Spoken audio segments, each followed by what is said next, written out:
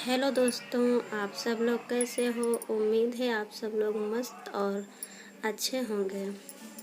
आज मैं आपको एक आलसी ब्राह्मण की कहानी सुनाने जा रही हूँ। प्लीज़ हमें सपोर्ट कीजिए और हमारी कहानी को अच्छे से सुनिए। एक बार की बात है, एक गांव में एक ब्राह्मण रहता था। वह सुबह उठता, नहाता, पूजा करता, खाना खाता और फिर सो जाता था। उसके पास किसी भी चीज़ की कमी नहीं थी। एक बड़ा खेत, खाना पका कर देने वाली एक सुंदर सी पत्नी और 2 बच्चों का अच्छा परिवार था। सब कुछ होने के बाद भी ब्राह्मण के घरवाले एक बात से बहुत परेशान थे। वो बात यह थी कि ब्राह्मण बहुत आलसी था। वो कोई भी काम खुद नहीं करता था और दिन भर सोता रहता था। एक दिन बच्चों का शोर सुनकर ब्राह्मण जाग गया और उसने देखा कि उसके दरवाजे पर एक साधु महाराज आए हैं। ब्राह्मण और उसकी पत्नी ने साधु महाराज का स्वागत किया और उन्हें भोजन कराया। भोजन के बाद ब्राह्मण ने साधु की खूब सेवा की। साधु महाराज उनकी सेवा से बहुत प्रसन्न हुए और उन्हें वरदान मांगने को कहा। ब्राह्मण ने वरदान मांगा कि मुझे कोई भी काम ना करना पड़े और मेरी जगह कोई और मेरा काम कर दे।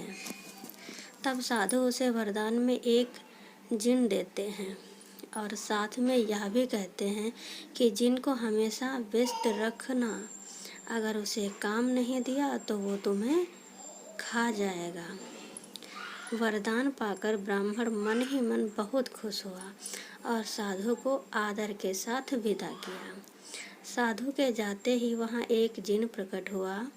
पहले तो ब्राह्मण उसे देखकर डर जाता है, लेकिन जैसे ही वो ब्राह्मण से काम मांगता है तब ब्राह्मण का डर दूर हो जाता है और वो उसे पहला काम खेत जोतने का देता है। जिन वहाँ से गायब हो जाता है और ब्राह्मण की खुशी का ठिकाना नहीं रहता। कुछ ही देर में जिन फिर आ जाता है और बोलता है कि खेत जोत दिया, दूसरा काम दीजिए।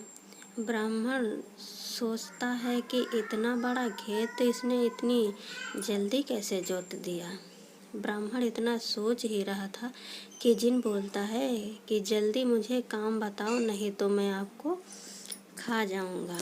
ब्राह्मण डर जाता है और बोलता है कि जाकर खेतों में सिंचाई करो। जिन फिर वहाँ से गायब हो जाता है और थोड़ी ही देर में फिर आ जाता है। जिन आकर बोलता है कि खेतों की सिंचाई हो गई, अब अगला काम बताइए। ब्राह्मण एक एक कर सभी काम बताता जाता है और जिन उसे चुटकियों में पूरा कर देता है। ब्राह्मण की पत्नी यह सब देख रही थी और अपने पति के आलसीपन पर चिंता करने लगी। शाम होने के पहले ही जिन सभी काम कर देता था।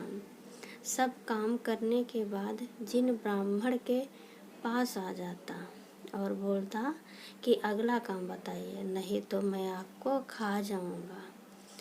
अब ब्राह्मण के पास कोई भी काम नहीं बचा जो उसे करने के लिए कह सके। उसे चिंता होने लगी है और वह बहुत डर जाता है। तोड़ जब ब्राह्मण की पत्नी अपने पति को डरा हुआ देखती है तो अपने पति को इस संकट से निकालने के बारे में सोचने लगती है। वह ब्राह्मण से बोलती है कि स्वामी, अगर आप मुझे वचन देंगे कि आप कभी आलस नहीं करेंगे और अपने सभी काम खुद करेंगे तो मैं इस जिन को काम दे सकती हूँ। इस पर ब्राह्मण सोचता है कि पता नहीं यह क्या काम देगी। अपनी जान बचाने के लिए ब्राह्मण अपनी पत्नी को वचन दे देता है। इसके बाद ब्राह्मण की पत्नी जिन से बोलती है कि हमारे यहाँ एक कुत्ता है, तुम जाकर उसकी पूंछ पूरी सीधी कर दो। याद रखना, उसकी पूंछ एकदम सीधी होनी चाहिए। जिन बोलता है कि अभी यह काम कर देता हूँ। यह बोलकर वह वहाँ से चला जाता है। लाख कोशिश करने के बाद भी वह कुत्ते की पूंछ सीधी नहीं कर पाता और हार मान लेता है।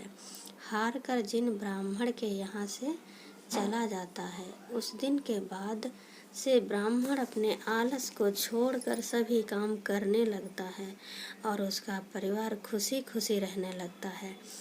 कहानी से हमें सीख मिलती है, हमें कभी आलस नहीं करना चाहिए। आलस करने से हम मुसीबत में फंस जाते हैं, इसलिए हमें आलस छोड़कर अपना काम खुद ही करना चाहिए।